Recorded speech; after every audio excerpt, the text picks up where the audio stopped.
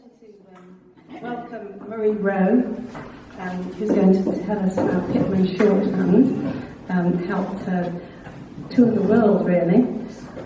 I'm really interested to hear this because I learned Pitman shorthand a very long time ago, but I could never quite manage to read it back correctly, which is very difficult, a real challenge. So here you are, Marie. I'm really interested to hear what you've got to say. Just get my water. Oh, yeah. Right, I'll sit down and more down.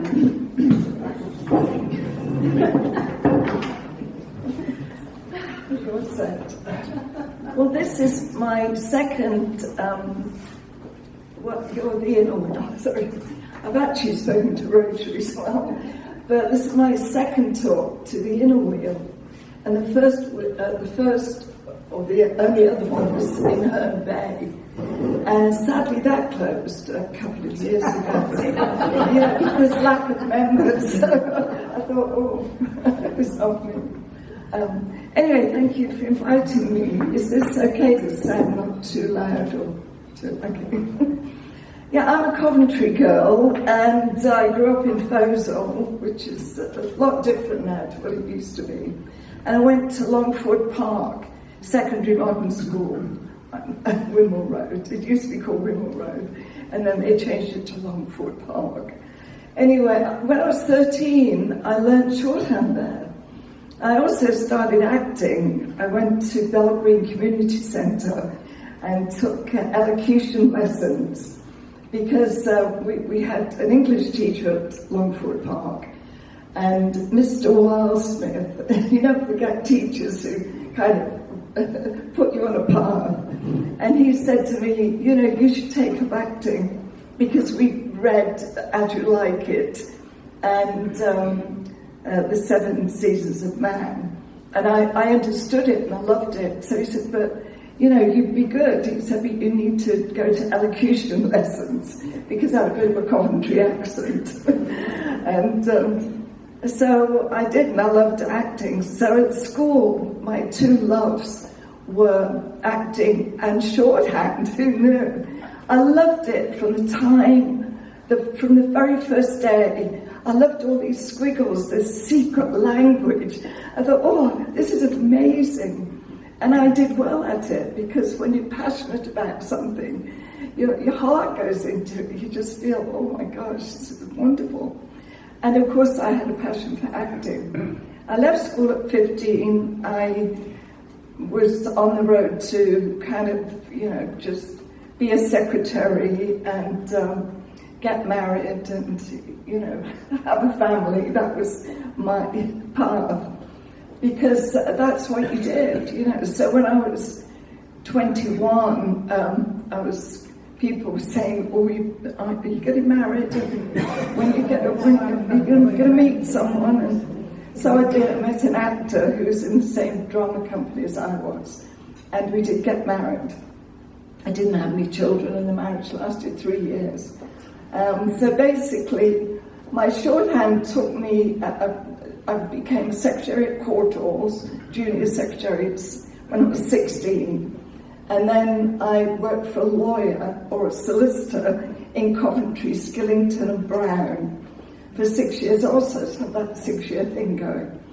And I was only married for 3, but I decided that I really wanted to travel. And so I backpacked and lived in Greece for a year, and I lived with Arabs in Israel and one of a Jewish family in Israel, so I saw the conflict firsthand.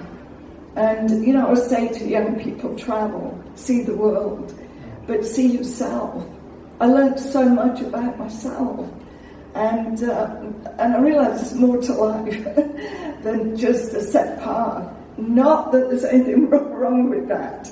You know, I think it's wonderful to have children. I don't have family, and I miss that now. Now I'm older. It'd be nice to have grandkids, but I've always worked with children. But anyway, so I love to act, and I did the shorthand, and I love to travel. And I decided that meeting people as I travelled, I thought, oh my gosh, this is really wonderful. People are doing all these things, and I never thought I'd be in a position, to be able to do something different. And so I worked in a cafe in Greece, and I cleaned toilets, and I did a lot of things to say that I could live and not have to pay because I didn't have a lot of money. So anyway, I came back to England, and I couldn't just get into being in office as an office girl or a secretary. So I became a croupier in a casino in Brighton. So I learned how to deal roulette, but I didn't like that either because it was very cold. It's a very cold profession because you can't communicate with the punters because they take advantage. So for instance, when I was training, there'd be a lot of like rich older ladies would come in, and they'd comment and say, "Oh, you look lovely, darling. Love your hair," and all that.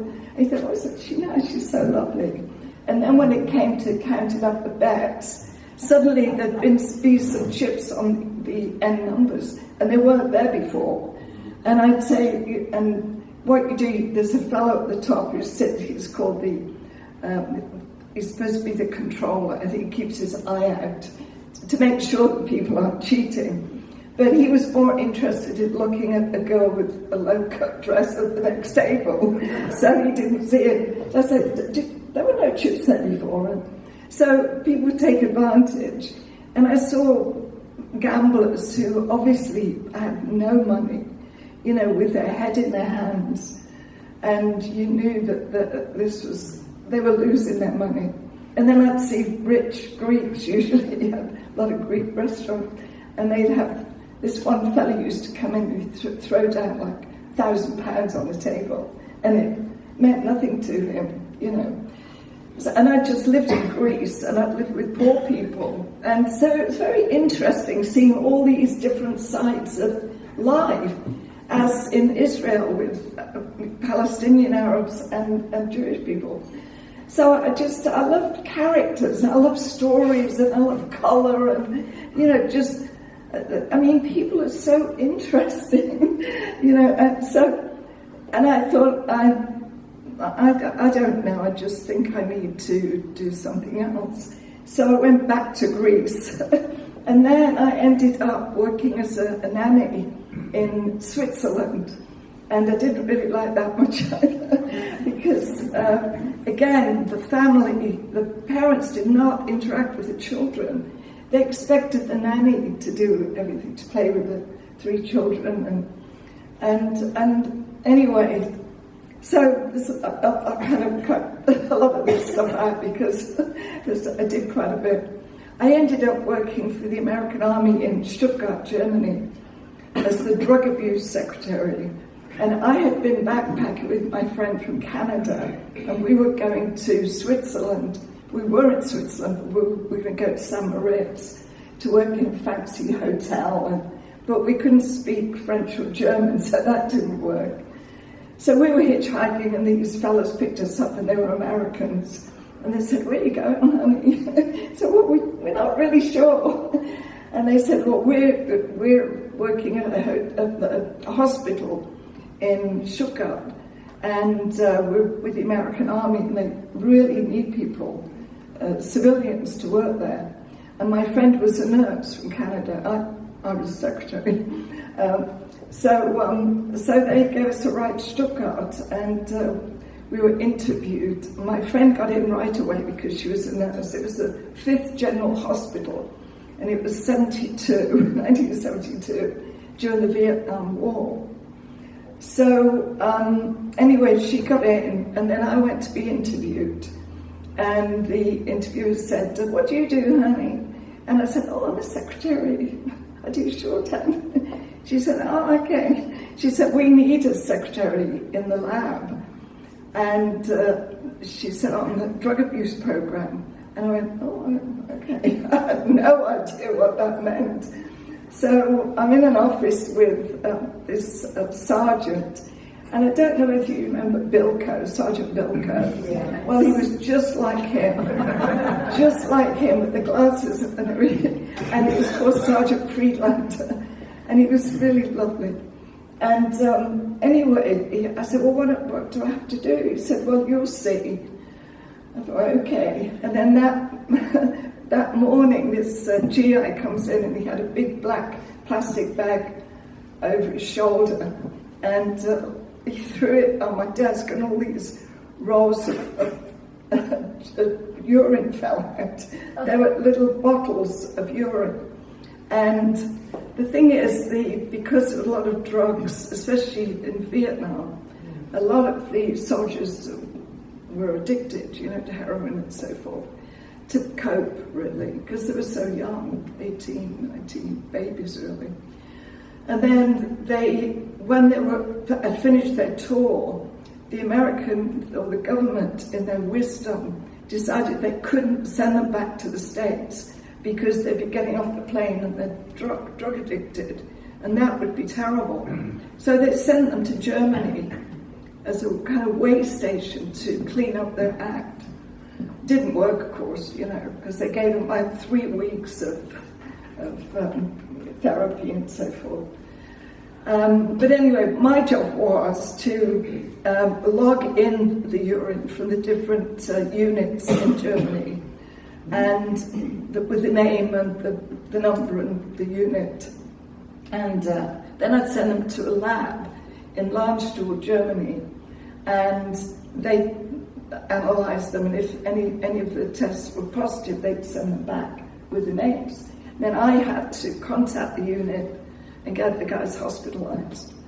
And it was just a joke, really, because the army were not interested in helping these young men. Like I said, it was like 2 or 3 weeks they were hospitalised. Well, if you're a heroin addict, 3 weeks, that's not going to do it, But every day, the guys had to come down to the lab and give us a sample of urine, and they had to be supervised. Well, that wasn't my job, thankfully. But it was Sergeant Friedlander's, and he hated it, he couldn't do it. He said it's demeaning. And he said, I can't do it. So he turned his back, and they'd substitute somebody else's urine. So consequently, it was just so stupid. And even the guy who worked on the drug ward was supplying the soldiers with drugs. So 6 months of that, and I was like, I can't do this. But working with Americans, I thought, I really like these guys, they're so open. And then when you have an English accent, they really like that. They used to call me Marble Mouth. So that was really, and I could not say laboratory, because they pronounce laboratory, laboratory. And to me it's like lavatory, And so I'd answer the phone, laboratory service, and they